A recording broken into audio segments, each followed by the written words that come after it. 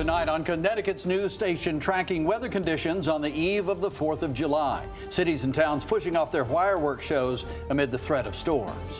And more gun violence in the capital city. A man gunned down over the weekend, and tonight the calls to end the bloodshed. Plus, a roller coaster nightmare, a crack spotted in a support beam, putting riders and theme park goers in an uneasy spot. Now at 10, this is Fox 61, Connecticut's news station. And we begin on the Weather Watch tonight, tracking the ever-changing holiday forecast. Good evening and thanks for joining us for the news at 10. I'm Brent Harden. And I'm Sarah Sanchez. Ever-changing indeed. We've been tracking the chance for storms tonight, the latest round of storms, putting a damper on more 4th of July plans. We heard fireworks and all of a sudden came to a screeching halt.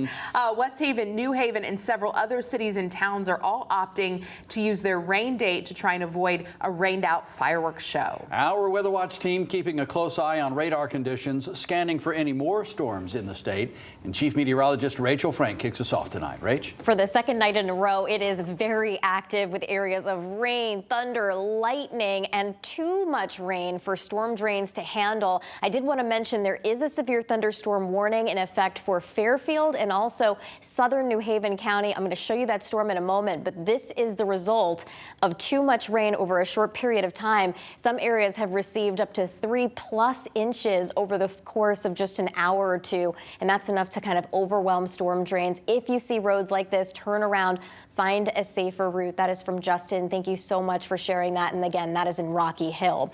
It is wild right now here in southern Connecticut. Bridgeport seeing some locally heavy rain, gusty winds, and some hail all possible with this thunderstorm here. Stratford included in that. And if you live in West Haven and New Haven, this is headed your way next.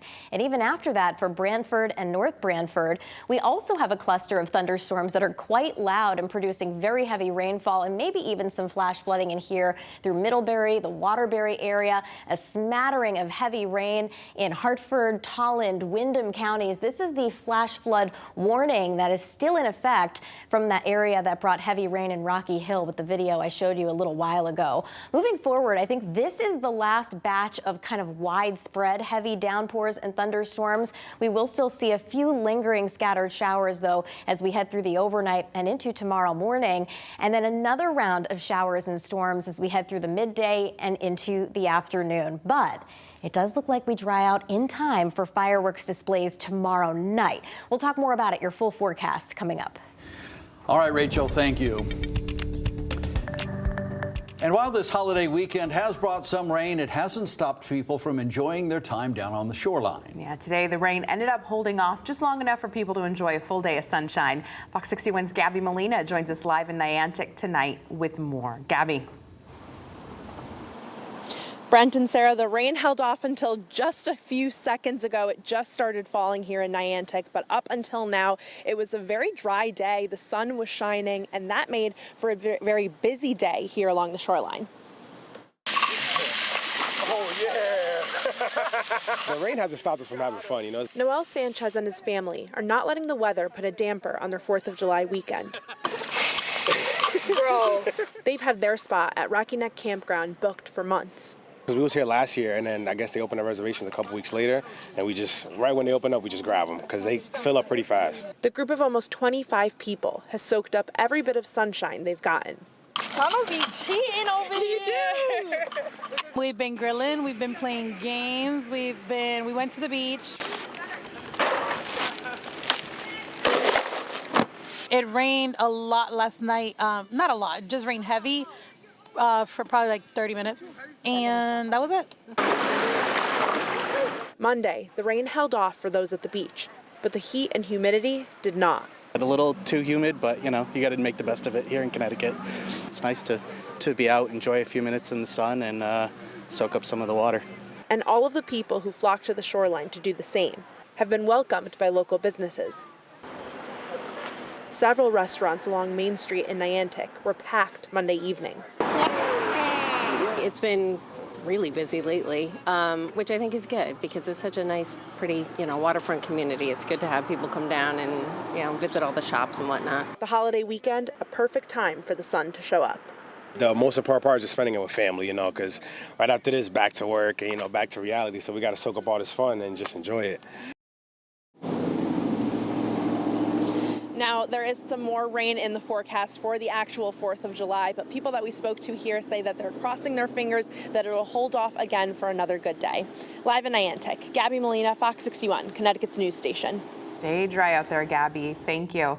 Our Weather Watch team will keep you updated and informed on any potential for severe weather to come in the next few days. Download the free Fox 61 News app to track live radar conditions. Stay on top of any changes in the forecast during your 4th of July plans. State police are continuing their holiday weekend enforcement, and already it's been a busy stretch for troopers. State police added more patrols starting last Thursday for the 4th of July weekend, and between then and Monday morning, troopers responded to over 4,600 calls for service. There were 320 crashes in that time frame, with 2 of those resulting in deaths. That is the same number of deaths reported during last year's 4th of July weekend, according to state police. 28 people have been arrested for driving under the influence so far. It's not just driving under the influence on the streets, though. State police are also cracking down on boating under the influence. Troopers are on the waters as part of the national Operation Dry Water campaign. They're making sure those who are operating any sort of watercraft are doing so in a safe and sober fashion. Troopers say this is just one of the many ways, that is, that they're ensuring people are enjoying the holiday weekend appropriately. Everyone should be wearing their life jackets. Kids also have to be wearing their life jackets. There has to be enough life jackets on board for every person. We make sure that before we get into the river, we make sure we have life jackets for everybody. Yeah, just double check the boats that they are good enough so we can be able to go there. Last year across the U.S., officers took nearly 800 impaired boaters out of the water as part of the Operation Dry Water campaign.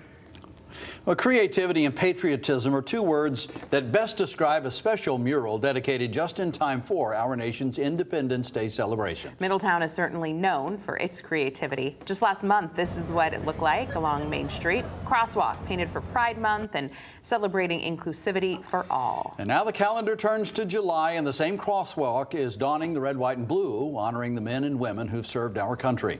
Fox 61's DeAndrea Turner is in Middletown tonight with this special tribute. Well, this mural on the crosswalk behind me, it was revealed to the public over the weekend, and the first people who got to walk across it were local veterans here from Middletown. Now I spoke with one of those veterans about what this mural means to him. But I was proud to be a veteran, and I always will be. For people like Vietnam veteran Thomas Golia, the 4th of July means more than just fireworks, cookouts, and parades. For him, Independence Day is something that he holds close to his heart. These here were rockets they sent in at us every night. And this 4th of July, the city of Middletown is honoring local veterans like him with an art installation painted by a hometown artist. A bunch of guys, all our veterans in Middletown, pushed for it. Middletown native and artist Kendall Silawado worked with local veterans about their vision of this mural that was revealed over the weekend. They actually all met together and came up with different designs, and we curated through all the different designs. Golia played a key role in helping design the mural. He said they wanted to have it finished before the 4th. He was dedicated to get it done, and we were so happy. The veterans, they dedicate so much to our communities from the time that they served, literally to even today, bringing us literal street projects, street art projects like these, and maintaining our flags, spending time talking in schools. They have such a big impact, and it's important to recognize that. Now, usually when you see murals, they're on the wall, but this one is across a crosswalk. The word welcome painted in red, white, and blue to greet those entering Middletown's iconic Main Street. A vibrant yet subtle dedication to the veterans. You know, it's nice to do things that you see the veterans have support all year round. I think it speaks volumes to what Middletown is trying to do. They're always so open to new ideas and input from their community. And Kendall was also the artist who created the Pride Crosswalk mural here in downtown for Pride Month in June. Now he tells me that he hopes to continue to create this art here in Middletown and across Connecticut. In Middletown, DeAndrea Turner, Fox 61, Connecticut's news station. DeAndrea, thank you. Right now, a recent rash of shootings in the capital city is under investigation. 4 different incidents between Saturday and this morning, one of those resulting in a man's death. That man was found shot multiple times behind an apartment building on Prospect Avenue. Police believe that victim was followed by someone to that apartment complex before he was gunned down. Now police are working to solve these cases, and community advocates are trying to stop the bloodshed. The violence in our community, though, no matter whether it's January through December, still stems from the same root, and that is the high poverty rate in the city of Hartford. In the other 3 shootings, police say the men shot are expected to survive their injuries. We now know the name of the man who last week crashed his car into a restaurant after being shot. Police say 35-year-old Elliot Canales was behind the wheel of the car that crashed into Inga Perka Bar and Restaurant on North Main Street in Waterbury. The shooting is still under investigation. The restaurant is also still closed, but it's unclear when they'll be able to reopen. Officials say a bobcat that attacked a camp counselor at Selden Neck State Park in Lyme tested positive for rabies. DEEP officials confirmed the cat was sick. The attack happened Friday while that counselor was sleeping in a hammock. 2 other counselors rushed in to help subdue and eventually kill the animal. The 3 were not badly hurt. And a sad update from Naugatuck tonight. Officials say a dog that possibly jumped from a moving vehicle over the weekend had to be put down. Naugatuck Animal Control officials say the dog's injuries were just too serious, and a veterinarian recommended it be euthanized. Officers believe the dog jumped out of the moving vehicle along Route 8 North on Sunday afternoon, but the vehicle kept going. Officers are looking to try and track down the owners of the animal or anyone who might have witnessed what happened. And a scary scene up in Litchfield where a man and a dog were attacked by a bear. It happened Saturday in the area of Baldwin Hill Road. Police say the dog went after the bear. The bear turned on the dog. The owner jumped in to rescue his pet, and the bear attacked the owner. Both suffered injuries, and sadly the dog had to be put down. New tonight, a mainstay in the town of East Hartford is deciding not to run for re-election. Mayor Mike Walsh says he will not seek another term. Walsh only served 1 term as mayor, but has been with the town for decades, serving as finance director for over 20 years. Walsh says at the end of his current term, he'll shift his focus to the completion of the Port Eastside project at Founders Plaza. We have much more coming up here on the news at 10.